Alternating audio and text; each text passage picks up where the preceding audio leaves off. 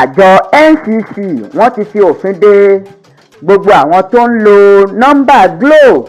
Wọn ò ní àǹfààní láti pe MTN nọ́mbà mọ́. Iléeṣẹ́ Glo jẹ gbèsè. Ariwo ta o. Ó ṣeé ṣe kí àwọn ọmọ orílẹ̀-èdè Nàìjíríà tó ń lo ojú òpó ìbáraẹnisọ̀rọ̀ Globacom kí wọ́n má lè pe àwọn tó ń lo MTN mọ́ báyìí. Èyí kò ṣẹ̀yìn bí àjọ tó ń mójútó ìbáraẹnisọ̀rọ̀ ní orílẹ̀-èdè Nàìjíríà, ìyẹn Nigeria Communication Commission NCC, wọ́n ṣe fi òfin de àwọn nọ́mbà Glo.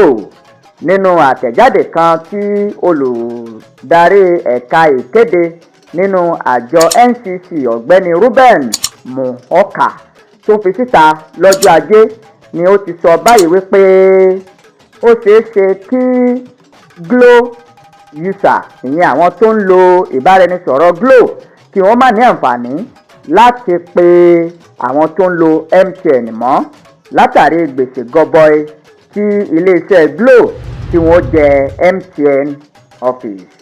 Owó náà tí àwọn iléeṣẹ́ ìbáraẹnisọ̀rọ̀ náà tí wọ́n kọ̀ láti san ló ṣe okùnfà rẹ̀ tí wọ́n fi fẹ́ já ojú òpó wọn kúrò lórí títí àwọn MTN.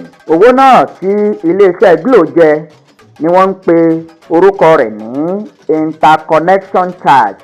Ọ̀gbẹ́ni Muhoka ó sọ báyìí wípé NCC ti fi ọwọ́ sí wípé kí wọ́n ó já ojú òpó Glo tó so papọ̀ mọ́ títí MTN kúrò ní orílẹ̀-èdè Nàìjíríà fún ìgbà díẹ̀.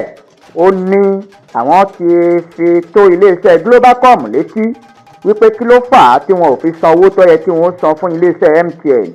Àwọn sì rí wípé wọn ò ní ẹ̀rí kankan tó fẹsẹ̀ múlẹ̀ àti wípé àwáwí wọn irọ́ lásán ni. A ṣe àyẹ̀wò àwọn ìdí tí Globacom fi kọ̀ láti má san owó tó yẹ fún MTN. A sì rí wípé Globacom kò ní ìdí kankan tó múnádóko, kò sì sí àwíjàre kankan tí wọ́n fẹ́ wé. NCC wá sọ pé àwọn ti fún Globacom ní gbèdéke ọjọ́ 10 péré bẹ̀rẹ̀ láti ọjọ́ Ajé ọjọ́ 8 oṣù kínní ọdún 2024. Tí ọjọ́ 10 yìí bá ti pé tí wọn ò san owó tó yẹ fún MTN office, àwọn yóò já ojú òpó Glo kúrò lórí títí MTN.